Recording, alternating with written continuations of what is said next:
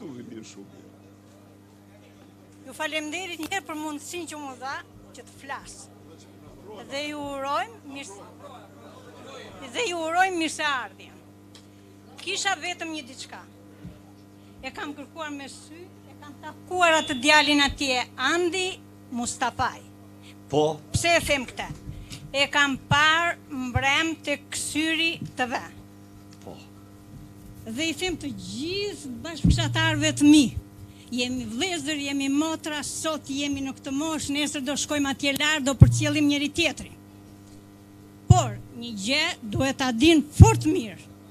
Sepse të arrish në qeveri, duhet të jesh një familje e sakt njëherë, me dinjitet. Në rast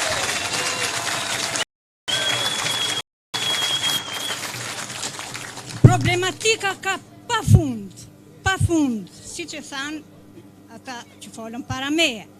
Por, në rast se familja do ta mësoj fëmijën me një edukat shembullore. Unë jam gjyshe. Në qoftë se unë nipi do t'i them që ti, nena është e keqe, unë t'i them këte, ai do ta hedhin kanal të nenën. Në rast se unë do ta mësoj që e kemi xhan nenën dhe do punojmë për nenën, sepse dhe ajo na ka rritur, atëherë duhet të dalë me gjithë këto fjalë, e para është dinjiteti, është morali. Kam pasur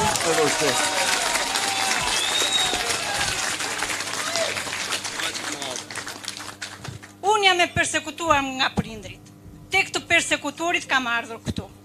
Familje të nderuara. Ashtu gëzoj dhe të jenë të gjitha familjet.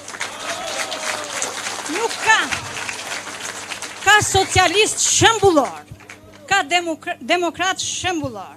Kam parë të Qim Peka live. Zegjinet. Ajo ta gëzoj emrin, ajo le të jetë mirë. Por çfarë përçon ajo tek rinia jon? Çfarë përçon? I thërriste, hajde ti të ham qik që ngren të dheuat. Qa do hante, more, qa do hante me gaz barë?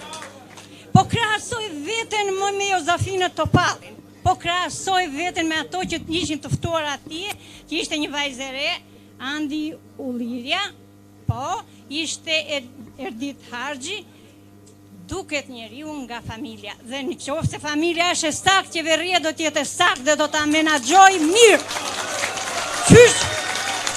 Qysh do ta menaxhoj? Unë jam gjyshe.